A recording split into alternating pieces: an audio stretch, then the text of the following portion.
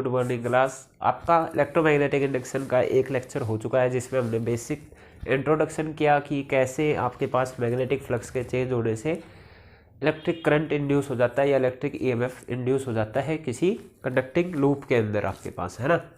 तो अभी चलते हैं कि उस के अंदर जो करंट इंड्यूस हो रहा है उस करंट की डायरेक्शन कैसे निकालेंगे, किस तरीके से पता चलेगा कि डायरेक्शन कैसे है। एक मेथड हम लास्ट क्लास में कर चुके हैं, हमने ये लोरेंज फोर्स का यूज़ करके ये निकाल दिया था कि कौन सा टर्मिनल पॉजिटिव बनेगा कौन सा टर्मिनल नेगेटिव बनेगा, और फिर पॉजिटिव से नेगेटिव एक आपके पास करंट को फ्लो करा देते थे, है ना।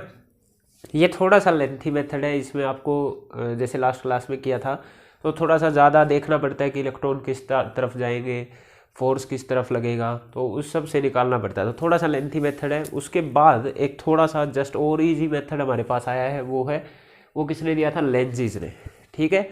तो लेंजीज लो क्या बोलता है आपके पास कि मैग्नेटिक फ्लक्स के चेंज होने से करंट इंड्यूस तो होता है, जैसे फैराडे लॉ ने बोला था।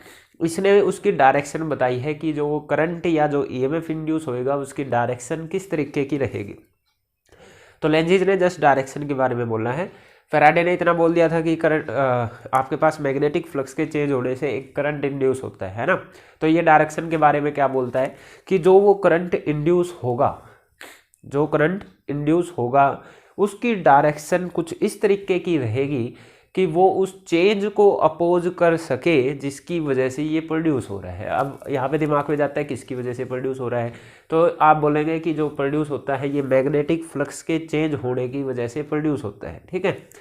तो ये क्या बोलता है लेंजीज लॉ कि जो करंट इंड्यूस होगा, जो ईएमएफ इंड्यूस होगा, उसकी पोलैरिटी इस तरीके की रहेगी कि वो चेंज ऑफ मैग्नेटिक फ्लक्स को अपोज कर सके जिस चेंज ऑफ मैग्नेटिक फ्लक्स की वजह से ये प्रोड्यूस हुआ है, ठीक है। तो यही इसकी स्टेटमेंट है कि the polarity of induced EMF या इंड्यूस करंट भी बोल सकते हैं, will be such that it opposes any change in the magnetic flux linked with it। एक बार इसको डिस्कस करते हैं कि क्या ये बोल रहा है एक्चुअली में, है ना। एक्चुअली में ये जो प्रॉपर्टी है एक बड़ी पहले पुरानी 11th क्लास से हम पढ़ते आ रहे हैं कि ये प्रॉपर्टी इनर्शिया वाली प्रॉपर्टी है, ठीक है। क्या है ये, इनर्शिया क्या होता है कि किसी भी बॉडी के पास ये प्रॉपर्टी होती है कि वो अपने अंदर आने वाले चेंजेस को अपोज करती है। ये हर एक के पास होती है, हर एक आदमी के पास, हर एक बॉडी के पास रहती है inertia is the measure of mass. ये किया ना आपने, mass is the measure of inertia, ये किया आपने।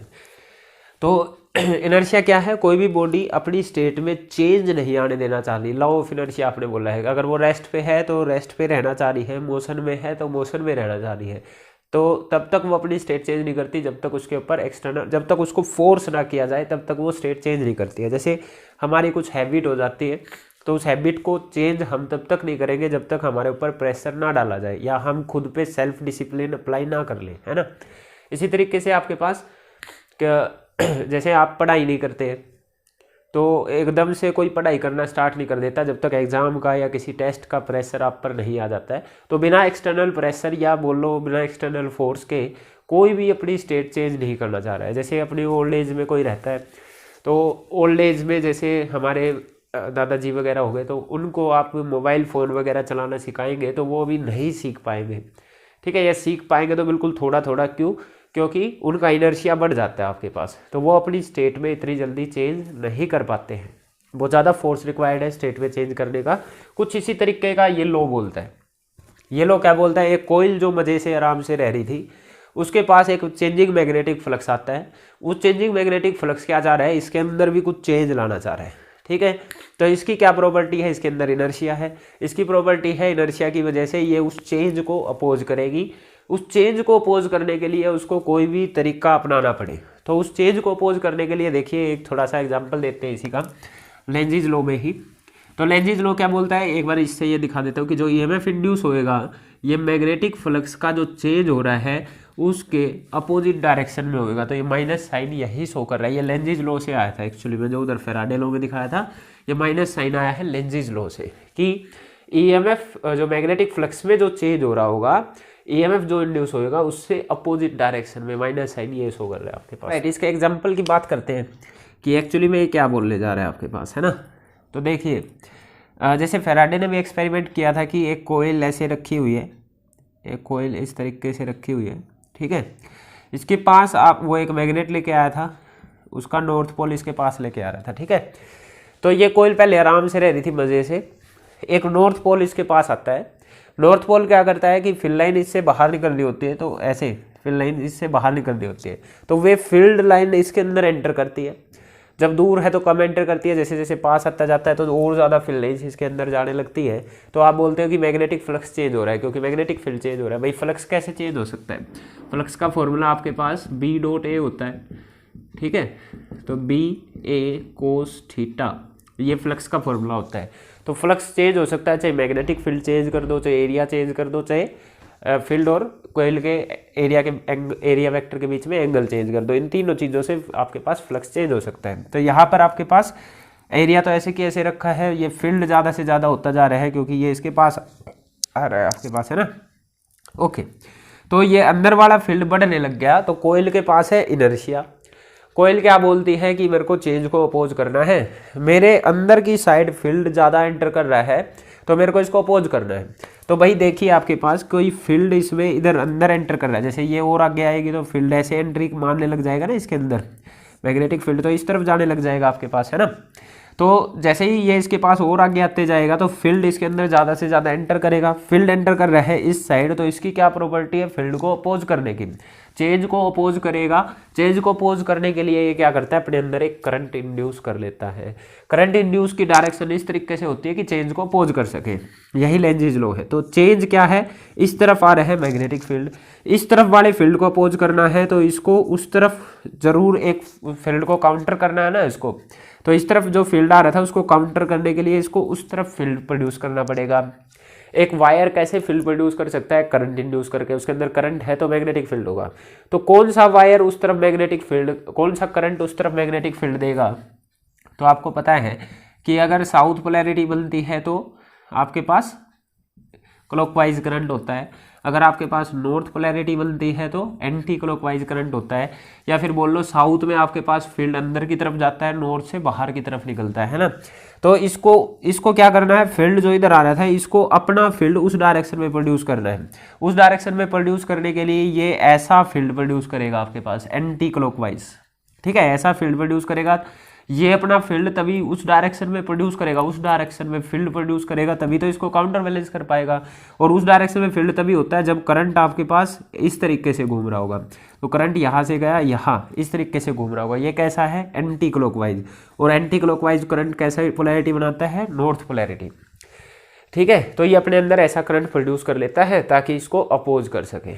अब ये इतना डायरेक्शन याद करने की जरूरत नहीं, अब ध्यान से सुनो। नॉर्थ पोल पास आ रहा था, ये चाह रहा है कि पास ना आए, चेंज कौन कर रहा था, नॉर्थ पोल पास आ रहा था, ये चाह रहा था ये पास ना आए तभी तो चेंज रुकेगा। तो नॉर्थ को कौन पास आने से रोक सकता है, दूसरा नॉर्थ पोल, है ना। नॉर्थ और नॉर्थ रिपेल करते हैं ना, बता आपके पास। तो नॉर्थ पास आ रहा था, ये नॉर्थ को रोकना चाह रहा है पास आने से, तो ये अपने अंदर नॉर्थ पोलैरिटी प्रोड्यूस कर लेता है, या तो ऐसे बोल लो, ठीक है, नॉर्थ पोलैरिटी प्रोड्यूस कर लेता है। तो नॉर्थ पोलैरिटी कब बनती है, जब आपके पास एंटी क्लॉकवाइज करंट होता है। तो इसके अंदर कैसा करंट आ गया इस केस में, एंटी क्लॉकवाइज। नॉर्थ को आने से रोकना है तो नॉर्थ को नॉर्थ रिपेल करता है, तो ये अपने अंदर नॉर्थ पोलैरिटी प्रोड्यूस कर लेता है उस फेस की तरफ, जिस तरफ से आ रहे हैं उस उधर की बात कर रहा हूँ, नॉर्थ पोलैरिटी प्रोड्यूस कर लेता है। तो नॉर्थ पोलैरिटी होती है आपके पास एंटी क्लॉकवाइज। ये कहाँ से देखा गया है, राइट साइड से देखा गया आपके पास भाई, राइट साइड से कैसा करंट प्रोड्यूस करा इसने, एंटी क्लॉकवाइज। लेफ्ट से पूछता तो ये क्लॉकवाइज होता आपके पास, इधर से देख रहा हूं तो क्लॉकवाइज बनता, ठीक है।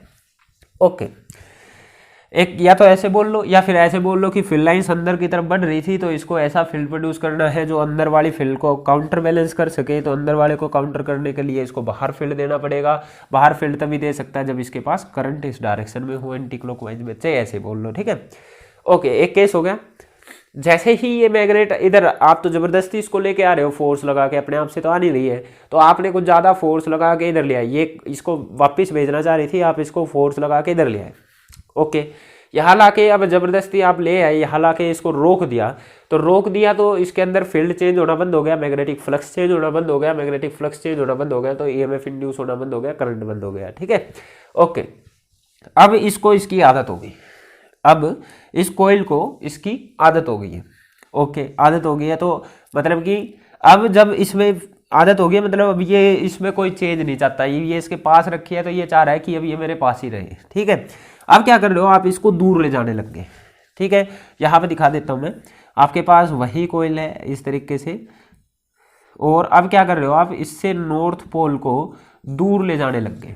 ठीक है, नॉर्थ पोल दूर जाने लग गया, नॉर्थ दूर जा रहा है, तो अब ये फिर बोलेगा कि मेरे को चेंज नहीं चाहिए, चेंज नहीं चाहिए, तो ये क्या चाह रहा है, नॉर्थ मेरे से दूर ना जाए। नॉर्थ दूर नहीं जाना है, तो नॉर्थ को इसको पकड़ के रखना है। नॉर्थ को पकड़ के कौन रख सकता है, खींच के कौन रख सकता है, साउथ।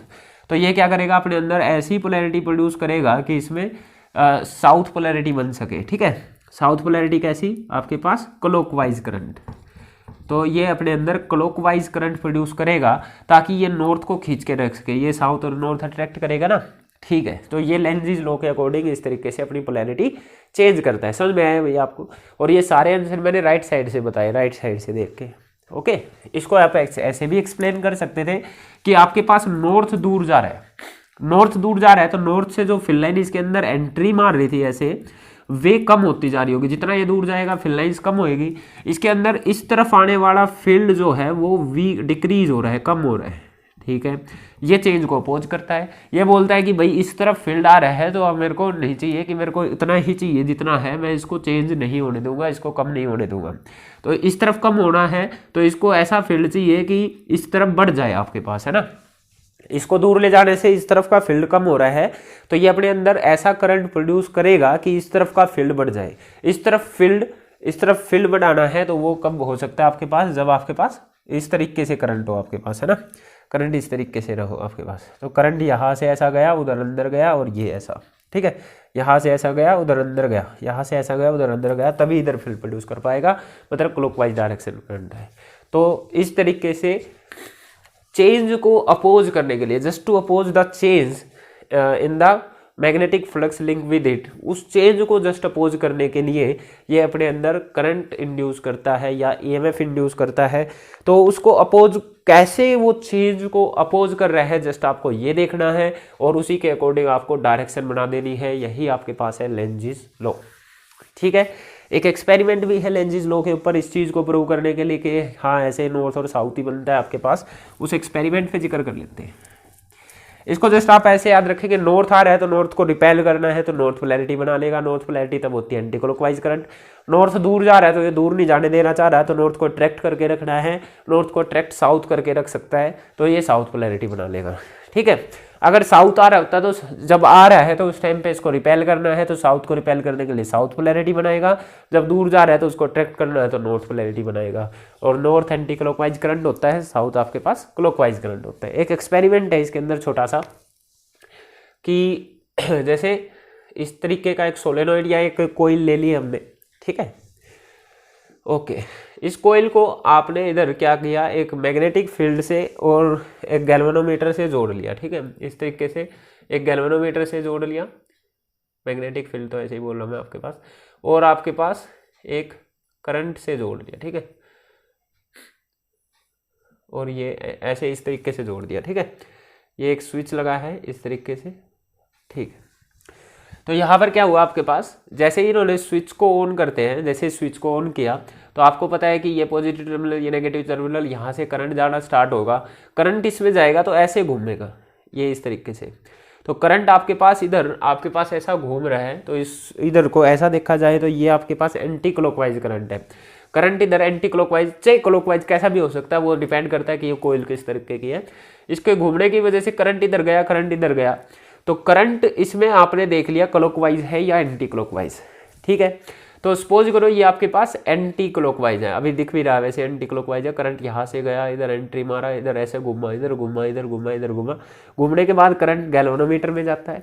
अब गैल्वेनोमीटर आपके पास जब ऊपर साइड पे, अपर फेस पे एंटी क्लॉकवाइज करंट है, कैसा है, एंटी क्लॉकवाइज करंट है, तो आप क्या मेजर कर लेंगे, आप ये देख लेंगे गैल्वेनोमीटर की सुई किस तरफ डिफ्लेक्ट कर रही है। ठीक है, गैल्वेनोमीटर की सुई सपोज करो उस टाइम पर, वो आपका एक्सपेरिमेंट में होएगा, तो सपोज करो गैल्वेनोमीटर की सुई राइट साइड डिफ्लेक्ट होती है, सपोज कर लिया ये हमने। ठीक है, एक्सपेरिमेंट में जो होएगा वो तो होएगा ही, आपके पास लेफ्ट में होएगी चाहे राइट में होएगी, करंट है तो डिफ्लेक्ट जरूर होएगी आपके पास, है ना। तो आपने ये देख लिया कि जब भी ऊपर वाले इस फेस पर एंटी क्लॉकवाइज करंट आता है तो सुई जाती है राइट में, या आप इसको उल्टा भी चेक कर सकते हैं, करंट की डायरेक्शन चेंज कर लो, बैटरी उल्टी कर लो, बैटरी उल्टी कर लोगे तो करंट अब की बार इधर से जाएगा, तो आपके पास क्लॉकवाइज करंट बनेगा। तो अपर फेस पे जब क्लॉकवाइज करंट बनेगा तो आप देखोगे सुई उल्टी डायरेक्शन में जाएगी, मतलब इससे दूसरी तरफ जाएगी, तो मान लो लेफ्ट साइड में चला गया। ठीक है, ये आपने चेक कर लिया कि ऊपर एंटी क्लॉकवाइज डायरेक्शन है तो सुई राइट में जाती है, और क्लॉकवाइज डायरेक्शन है तो लेफ्ट में जाती है। इस तरीके से आपने चेक कर लिया करंट की वजह से। ठीक है, अब आगे क्या करेंगे, जो ये आपके पास स्विच था इसको ओपन कर देंगे, मतलब कि ये तो सर्किट से हट गया, आपके पास सर्किट से हट गया। ठीक है, सर्किट से हट गया, गैल्वेनोमीटर जीरो डिफ्लेक्शन शो करेगा अभी, क्योंकि कुछ करंट ही नहीं है, जीरो डिफ्लेक्शन शो करेगा। अब एक्सपेरिमेंट में क्या करना होता है, आप एक नॉर्थ पोल इधर लेके आते हैं, मतलब ऊपर से एक मैग्नेट ऐसे गिरा देते हैं या एक मैग्नेट को इसके पास लेके आते हैं। ठीक है, लेंजिज लॉ क्या बोलता है कि जब ये नॉर्थ पोल इसके पास आ रहा होगा, तो जो ये ऊपर कोइल है इससे लिंक मैग्नेटिक फ्लक्स चेंज होगा, इसके अंदर फिल लाइन सेंटर कर रही है, इन फिल लाइंस को एंट्री करने वाली फिल लाइंस को इसको अपोज करना है, क्योंकि ये चेंज को अपोज करता है। ये चेंज को अपोज करने के लिए अपने अंदर ऐसा करंट प्रोड्यूस करेगा, अगर फिल लाइन अंदर बढ़ रही है तो इसका फील्ड ऊपर की तरफ हो सके ताकि इसको अपोज कर सके। किसका फील्ड ऊपर की तरफ होता है आपके पास, जब आपके पास एंटी क्लॉकवाइज करंट होता है, तो ये अपने अंदर इस नॉर्थ को अपोज करने के लिए एंटी क्लॉकवाइज करंट दे लेगा। एंटी क्लॉकवाइज करंट ही नॉर्थ पोलैरिटी होती है ना, तो ये अपने अंदर नॉर्थ पोलैरिटी प्रोड्यूस कर लेगा जस्ट इस नॉर्थ को अपोज करने के लिए। नॉर्थ आ रहा है, नॉर्थ को कौन अपोज कर सकता है, नॉर्थ पोल, तो ये अपने अंदर नॉर्थ पोलैरिटी प्रोड्यूस कर लेगा। ठीक है, तो इसमें तो करंट नहीं जा रहा था, पर इसमें पोलैरिटी प्रोड्यूस होने के लिए इसने उसको अपोज करने के लिए अपने अंदर करंट इंड्यूस कर लिया, क्योंकि सर्किट पूरा है तो ये करंट इनमें भी घूमेगा, इनमें भी घूमेगा, गैल्वेनोमीटर में भी जाएगा। और आप ये चेक करेंगे कि इसमें राइट साइड में डिफ्लेक्शन आ रही है या लेफ्ट में, तो आप देखेंगे कि जब आप नॉर्थ को लेके आ रहे हैं तो इसमें आती है राइट साइड में डिफ्लेक्शन। और आपको पहले से ही पता था कि जब भी करंट ऊपर फेस में एंटी क्लॉकवाइज होता है तभी आती है राइट साइड में डिफ्लेक्शन। तो इसका मतलब ये प्रूव कर रहा है कि ऊपर साइड में एंटी क्लॉकवाइज करंट बना होगा, और आपने लेंजिज लॉ से भी यही बताया है कि इसमें एंटी क्लॉकवाइज करंट बनेगा। ठीक है, तो एक्सपेरिमेंटली ये प्रूव हो रहा है। ओके, जब इस कोइल को वापस ले जाने लगोगे तो नॉर्थ दूर जा रहा है, तो ये इसको नॉर्थ दूर जा रहा है, जब इसको ऊपर ले जाने लग गए तो नॉर्थ दूर जा रहा है, तो ये चाहेगा दूर ना जाए, तो उसको अट्रैक्ट करने के लिए, नॉर्थ को बचाने के लिए ये साउथ प्रोड्यूस करता है ताकि खींच सके। तो क्लॉकवाइज करंट तो अब आप गैल्वेनोमीटर में देखोगे लेफ्ट साइड में डिफ्लेक्शन आएगी, और आपको एक्सपेरिमेंटली पता है कि जब भी लेफ्ट साइड में डिफ्लेक्शन आती है तो क्लॉकवाइज करंट आता है, और आप लेंजिज लॉ से भी इस चीज़ को प्रूव कर चुके हैं, है ना। तो इस तरीके से लेंजिज लॉ का एक्सपेरिमेंटल वेरिफिकेशन था, ये experimental verification of Lenz's law, ये थी आपके पास एक्सपेरिमेंटल वेरिफिकेशन। अब कुछ क्वेश्चंस हम करते हैं इसके बेस, ताकि आपको डायरेक्शन बनानी आ जाए, जल्दी जल्दी से कुछ क्वेश्चंस देख लेते हैं। ये था आपके पास लेंजिज लॉ। क्या बोलता है ये कि जो ईएमएफ या करंट जो इंड्यूस होगा उसकी पोलैरिटी इस तरीके से रहेगी कि वो उस चेंज को अपोज कर सके जिसकी वजह से ये प्रोड्यूस हो रहा है आपके पास। ठीक है, ये लेंजिज लॉ है। तो जस्ट आपको चेंज को अपोज करते रहना है, चेंज को अपोज करते रहना है, तो आपके पास आंसर आते चले जाएंगे। ठीक है, ओके।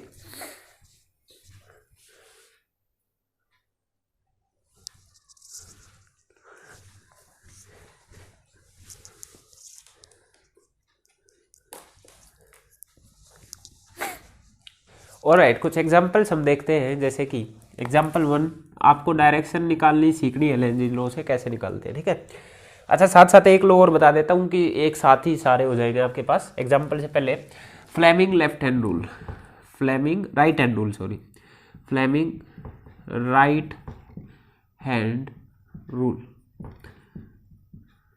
ये आपके पास मोशन वालों के लिए है आपके पास, है ना।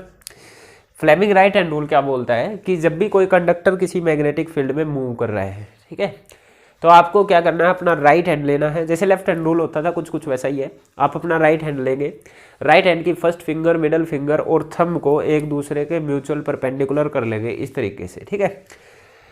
फर्स्ट फिंगर, मिडल फिंगर और थंब को एक दूसरे के म्यूचुअल परपेंडिकुलर कर लेंगे। ध्यान देना, राइट हैंड रूल की बात कर रहा हूं, जो कि इंड्यूस करंट की डायरेक्शन निकालने के लिए यूज होने वाला है, ठीक है। राइट हैंड रूल कहाँ यूज होएगा? To find the direction of induced current in a moving conductor, एक मूविंग कंडक्टर की बात हो रही है, ठीक है, इंड्यूस करंट की डायरेक्शन निकालने के लिए। तो ये क्या बोलता है, अपने राइट हैंड की फर्स्ट फिंगर, मिडल फिंगर और थंब को इस तरीके से करो कि ये फर्स्ट फिंगर तो आपकी दिखाई मैग्नेटिक फील्ड की डायरेक्शन। लेफ्ट हैंड में भी ये मैग्नेटिक फील्ड दिखाता था, यहाँ पर भी ये मैग्नेटिक फील्ड दिखा रहा है। वहां पर थंब फोर्स दिखाता था, यहाँ पर थंब किसकी डायरेक्शन में करना है आपको? मोशन ऑफ द कंडक्टर की डायरेक्शन में करना है। थंब को motion of the conductor, first finger को आपको किधर करना है? मैग्नेटिक फील्ड की डायरेक्शन में। तो जो आपकी ये मिडल फिंगर होगी, ये इंड्यूस करंट की डायरेक्शन दिया करेगी आपके पास, है ना। तो कैसे, देखिए आपके पास आपको क्या करना है, फर्स्ट जो फिंगर है आपके पास, ये क्या बोलता है लो, फर्स्ट फिंगर को तो कर लो मैग्नेटिक फील्ड की डायरेक्शन में। भाई बिना मैग्नेटिक फील्ड के तो करंट इंड्यूस ही नहीं होने वाला ना, मैग्नेटिक फ्लक्स तो होना चाहिए। आपके पास ये क्या बोलता है, थंब जो है, थंब को कर लो मोशन ऑफ द कंडक्टर की डायरेक्शन में। कंडक्टर उसमें किस तरफ मूव कर रहा है, मोशनल ईएमएफ करा था ना हमने आप लास्ट क्लास में, तो ये उसके लिए अप्लाई होता है मूविंग वालों के लिए। तो थंब को करना है motion of the conductor. Then आपके पास जो मिडल फिंगर रहेगी, मिडल वाली जो फिंगर्स रहेगी आपके पास, वो क्या देगी आपको? Direction of induce current, direction of induce current आपके पास देगी। तो इसके भी एग्जाम्पल करेंगे, उसके भी एग्जाम्पल करेंगे, दोनों चीज़ें देखेंगे हम, ठीक है। तो एग्जाम्पल स्टार्ट करते हैं। एग्जाम्पल 1 देखिए आपके पास एक आपके पास ऐसा करंट जा रहा है, ठीक है, और ये आपके पास, इसके पास एक लूप रखा है, और हम बोल रहे हैं कि इसमें केस 1 है कि आई करंट आपके पास इंक्रीज हो रहा है किसी वजह से, और केस 2 है आई करंट आपके पास डिक्रीज हो रहा है। तो इन दोनों ही केसेस में कोयल के अंदर जो करंट इंड्यूस होगा, कोयल के अंदर जो करंट इंड्यूस होगा उसकी डायरेक्शन आपको बतानी है, ठीक है। कोयल के अंदर जो करंट इंड्यूस होगा उसकी डायरेक्शन आपको बतानी है। तो हम लेंजीज लॉ यहाँ पर यूज करने जा रहे हैं। तो देखिए आपके पास पहले यहाँ पर करंट है ऊपर की डायरेक्शन में, करंट की डायरेक्शन है तो ऊपर की तरफ, तो इसकी वजह से एक मैग्नेटिक फील्ड बनेगा, सबको पता है। मैग्नेटिक फील्ड एक वायर की वजह से कैसा रहता है? सर्कुलर लूप्स, है ना, इस तरीके से। और यहाँ पर आपके पास चेक करेंगे तो इधर अंदर की तरफ, इधर बाहर की तरफ। तो यहाँ मैग्नेटिक फील्ड अंदर की साइड जा रहा है, बोर्ड से अंदर, मतलब ऐसा क्रॉस वाला मैग्नेटिक फील्ड बन रहा है बोर्ड से अंदर, समझ रहे हैं आप, ठीक है।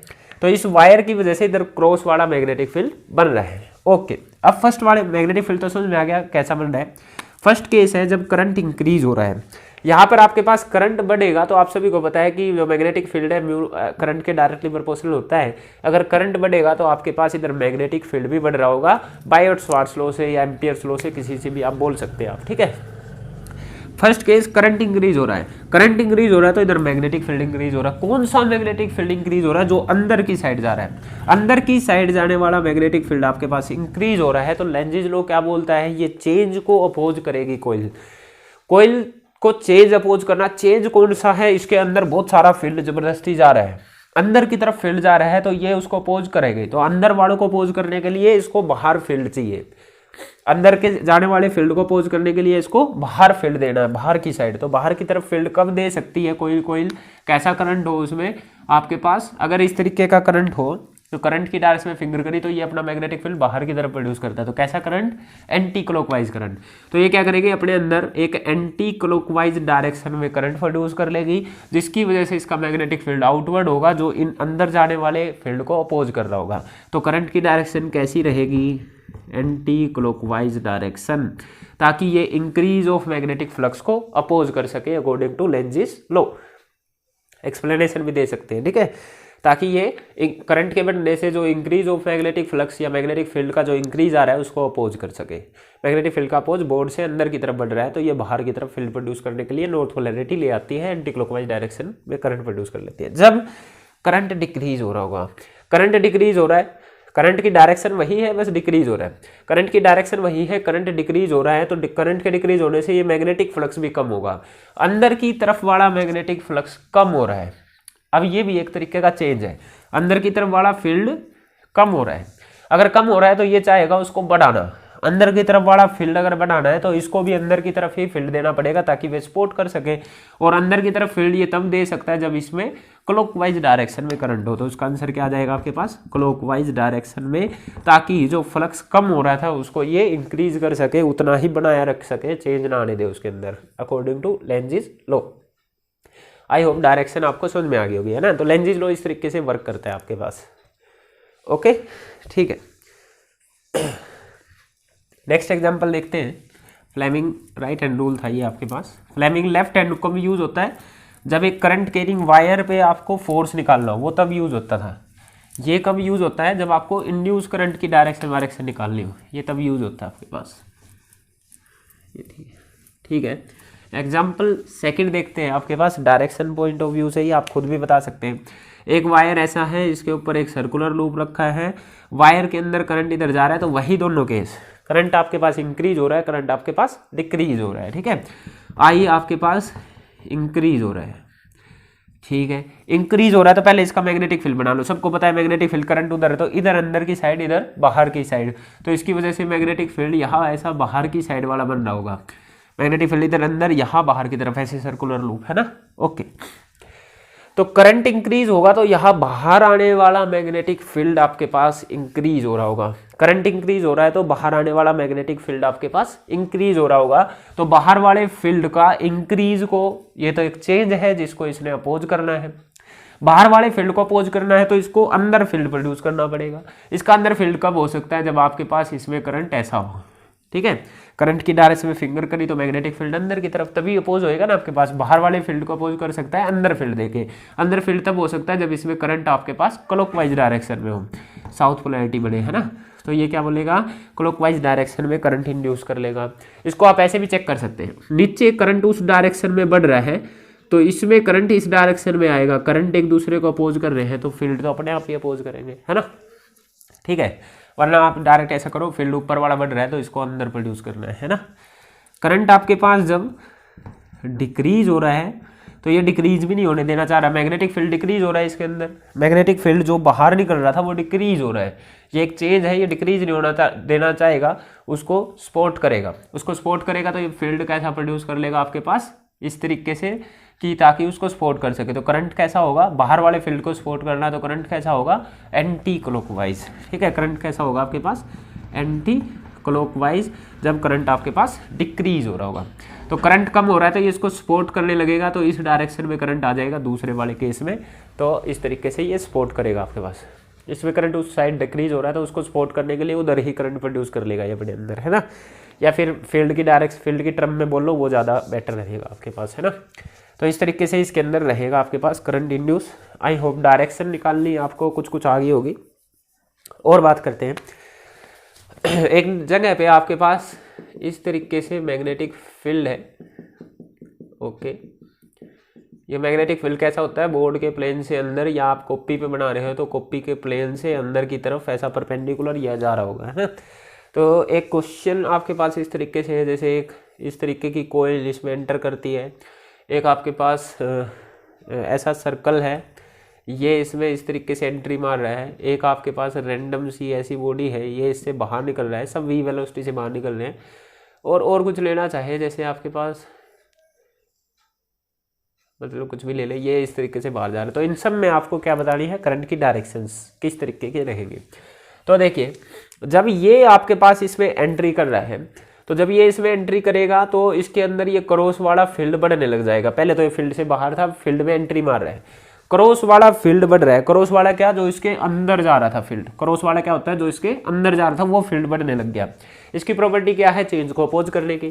चेंज क्या हो रहा है, इसके अंदर फील्ड घुसा जा रहे हैं जबरदस्ती, इसके अंदर फील्ड घुसा जा रहा है तो इसको उसको अपोज करना है, तो अंदर वाले को अपोज करने के लिए इसको बाहर फील्ड देना पड़ेगा, दोनों अपोजिट डायरेक्शन में, तभी तो अपोज होंगे। बाहर फील्ड कब दे सकता है आपके पास, जब इसमें क्लॉकवाइज इस डायरेक्शन में, ये कौन से होते हैं, एंटी क्लॉकवाइज डायरेक्शन में करंट हो, तो आप इसमें करंट ऐसा प्रोड्यूस हो जाएगा एंटी क्लॉकवाइज, जिसका फील्ड बाहर होता है तो वो अंदर वाले को अपोज करने लग जाएगा। तो इसका आंसर कैसा आएगा, एंटी क्लॉकवाइज। ठीक है, इसकी बात करते हैं, ये उस तरफ जा रहा है, बाहर निकल रहा है, ये पहले फील्ड में था ऐसे में, ठीक है, ऐसे फील्ड में था, ये यहाँ से बाहर जा रहा है, तो अंदर जाने वाला फील्ड कम हो रहा है, अंदर जाने वाला फील्ड कम हो रहा है, तो उसको इसने क्या करना है, सपोर्ट करना है, कम नहीं होने देना। तो अंदर वाले को सपोर्ट करने के लिए अंदर ही फील्ड प्रोड्यूस करना पड़ेगा, और अंदर फील्ड ये तभी प्रोड्यूस कर सकता है जब इसके अंदर एंटी क्लॉकवाइज डायरेक्शन में करंट हो, भाई ऐसा करंट, क्लॉकवाइज डायरेक्शन में करंट हो, तभी अंदर की तरफ फील्ड प्रोड्यूस होगा, मतलब ये अपने अंदर ऐसा फील्ड प्रोड्यूस कर लेगा। तो इसका आंसर कैसा आएगा, clockwise.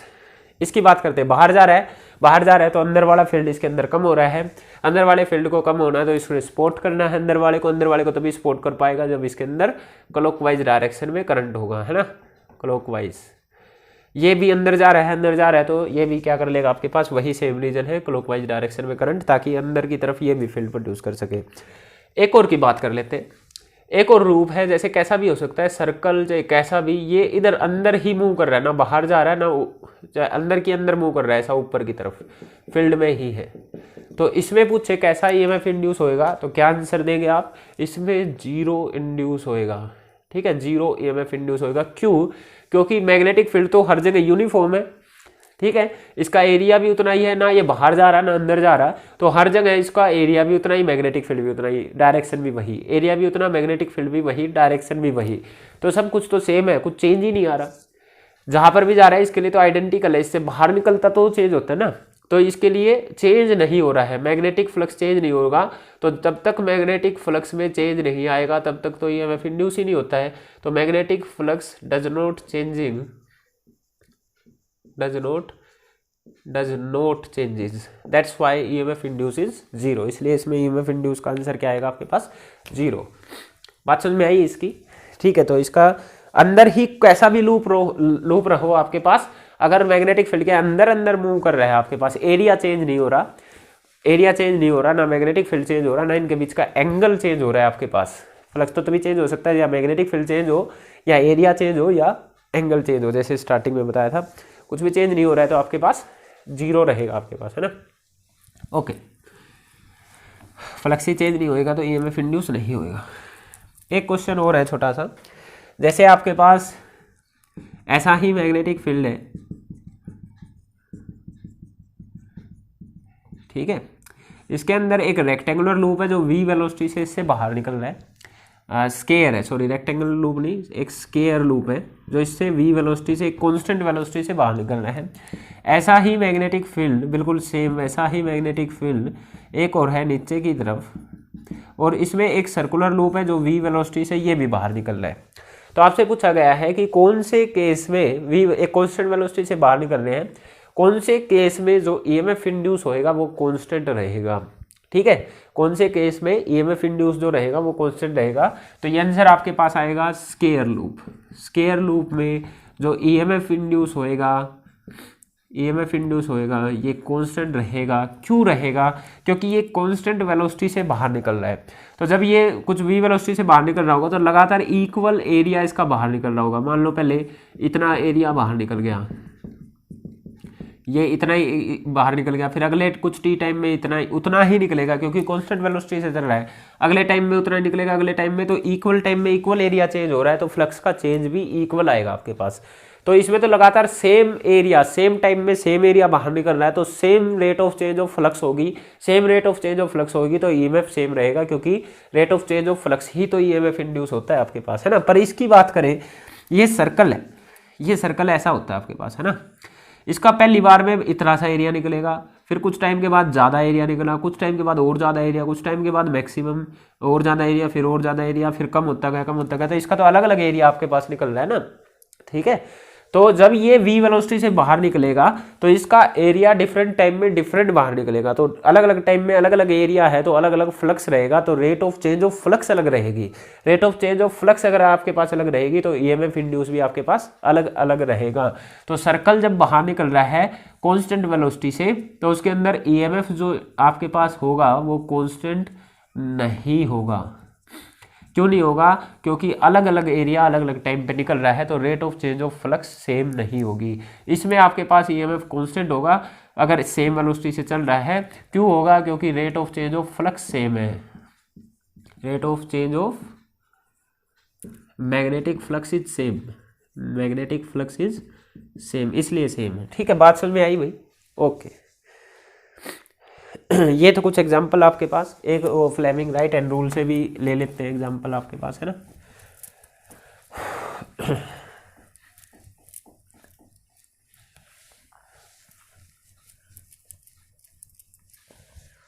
Fleming right and rule से देखिए आपके पास एक हमने कल एग्जांपल किया था मोशनल ईएमएफ का, उस वाले में हम ऐसा कुछ करके देखते हैं कि आपके पास ये वाला तो पोर्शन फिक्स था और उसके अंदर यही कंडक्टर जस्ट मूव कर सकता था ना, यही कंडक्टर जस्ट मूव कर सकता था इस डायरेक्शन में वी वेलोसिटी से उधर या इधर लेके जा रहे थे, है ना। बस ये अंदर वाले को मूव, इसको ऐसा फ्रिक्शनलेस इस पे मूव करवा सकते हैं, इसकी बात हो रही थी हमारे पास। तो ये मोशनल कंडक्टर वाला केस आ गया। तो इसमें हम क्या कर सकते हैं? Fleming right hand rule use कर सकते हैं। फ्लेमिंग राइट हैंड रूल क्या बोलता था? फर्स्ट फिंगर को करो magnetic field, magnetic field board से अंदर कर लिया, फर्स्ट फिंगर करा मैग्नेटिक फील्ड, थंब को करो मोशन ऑफ द कंडक्टर, तो मोशन ऑफ द कंडक्टर उस डायरेक्शन में, तो थंब को कर लिया उस डायरेक्शन में। तो आपके पास जो ये फिंगर होगी, ये इधर किया मोशन ऑफ द कंडक्टर उधर, तो आपके पास जो ये फिंगर है ये आपके पास ऊपर की तरफ आएगी। First finger magnetic field, motion of the conductor उस साइड, तो आपके पास जो ये प्रोड्यूस होएगा ये ऊपर की साइड आएगा आपके पास। तो करंट आपके पास इस तरीके से इसके अंदर रहेगा। ठीक है, मैग्नेटिक फील्ड देखो ऐसे देख लो, मैग्नेटिक फील्ड अंदर की तरफ किया, thumb motion of the conductor की तरफ थंब किया, तो आपके पास करंट इंड्यूस ऊपर की साइड हुआ, है ना। तो करंट आपके पास इस तरीके से इंड्यूस हो जाएगा। इसको कल हमने ऐसे भी किया था कि जब ये आपके पास बाहर की तरफ मूव कर रहा है तो कैसे पॉजिटिव और नेगेटिव चार्ज आपके पास बन रहे थे, है ना। इस तरीके से भी किया था।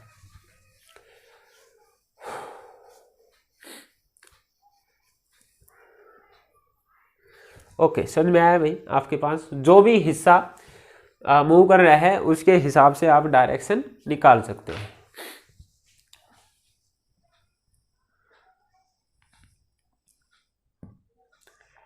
जैसे इसमें करें तो मैग्नेटिक फील्ड इधर, मोशन ऑफ कंडक्टर इधर, तो करंट इधर, है ना। जैसे ये अंदर जा रहा है, मैग्नेटिक फील्ड अंदर, मोशन ऑफ द कंडक्टर इधर अंदर की साइड, तो करंट आपके पास ऐसा।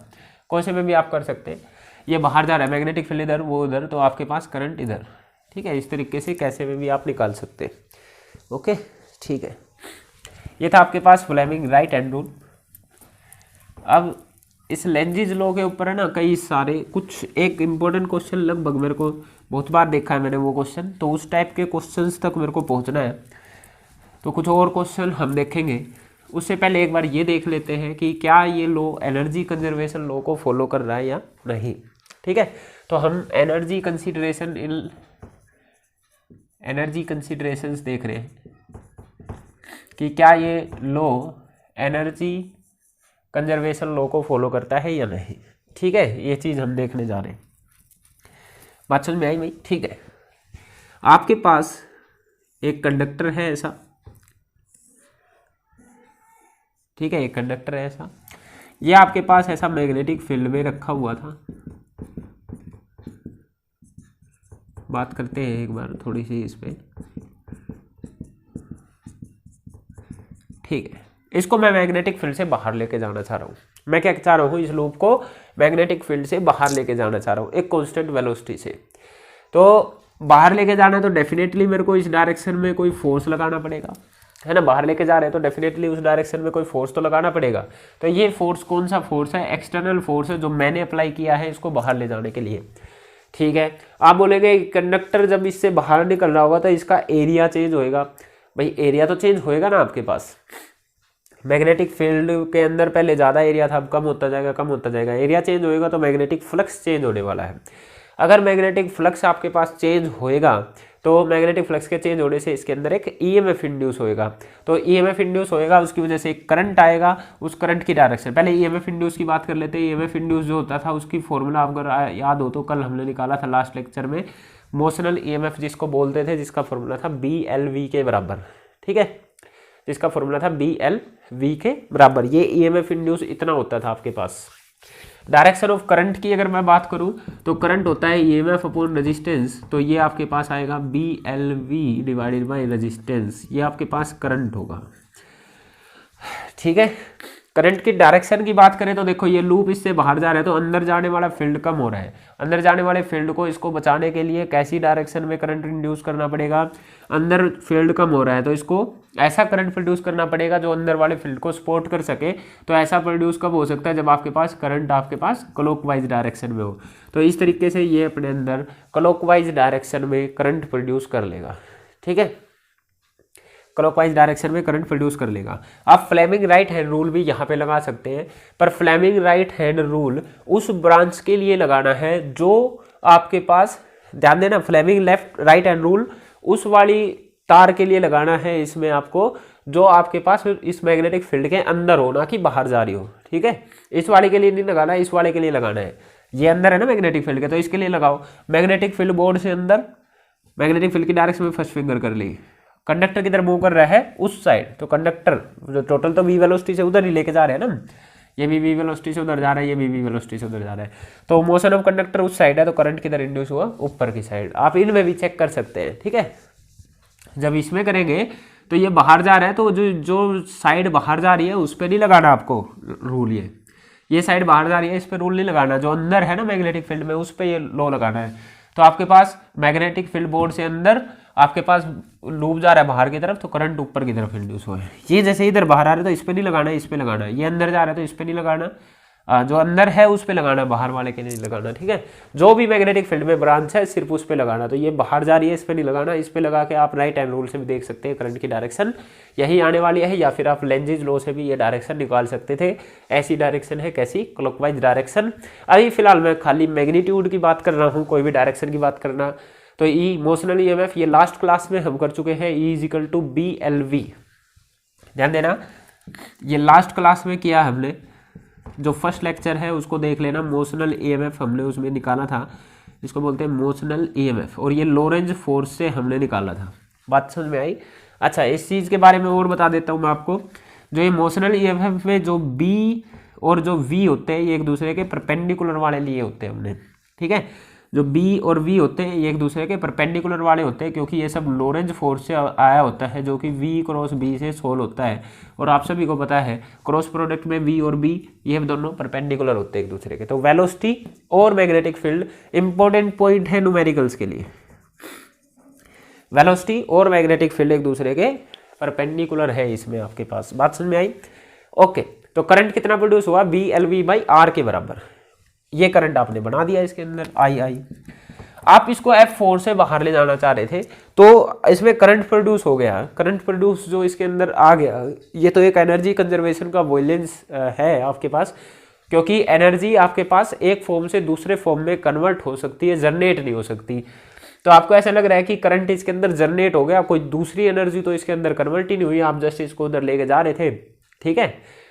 अगर ये आराम से उधर जा रहा है तो कोई वर्क डन नहीं हुआ होगा, कोई वर्क डन नहीं हुआ होगा तो इसके अंदर करंट कहाँ से प्रोड्यूस हो गया भाई? ये तो एनर्जी कंजर्वेशन का वोलेशन है कि आपके पास करंट प्रोड्यूस हो गया। इसका मतलब कोई ना कोई वर्क डन यहाँ पर हुआ होगा। क्यों वर्क डन हुआ होगा, कौन रोकने वाला है आपको, कौन रोकने वाला है? आप उधर लेके जा रहे हो, कौन रोकने वाला है? तो देखते हैं कैसे हुआ होगा। जैसे ही इसके अंदर करंट प्रोड्यूस होता है, एक चीज़ दिखाता हूँ आपको। एक current carrying wire magnetic field में रखा हुआ है, ठीक है। ये क्या हो रहा है, करंट कैरिंग वायर, जैसे ये बाहर जाने लग गया, इसके अंदर करंट प्रोड्यूस हुआ, करंट इंड्यूस हुआ। ये करंट कैरिंग वायर एक मैग्नेटिक फील्ड में मूव कर रहा है, मैग्नेटिक फील्ड में रखा हुआ है, ऐसे बोल लो, ठीक है। और आप सभी को पता है लास्ट में पूरा मूविंग कोयल गैल्वेनोमीटर सब पढ़ के आए हैं इसी फिनोमेना के बेस पे कि एक करंट कैरिंग कंडक्टर अगर मैग्नेटिक फील्ड में रखा हो तो वो एक फोर्स एक्सपीरियंस करता है। ये तो आप सभी पढ़ के आए हैं। और वो फोर्स होता है मैग्नेटिक फोर्स, जिसका फॉर्मूला होता है I × में L × B, ठीक है। आई इंटू में एल क्रॉस बी, ये एल बी के परपेंडिकुलर होता है क्रॉस प्रोडक्ट में, आप सभी को पता है। एल की डायरेक्शन वही होती है जो करंट की डायरेक्शन होती है। तो इस ये फोर्स लग रहा होगा इसके ऊपर, इस फोर्स की आइए डायरेक्शन निकालते हैं।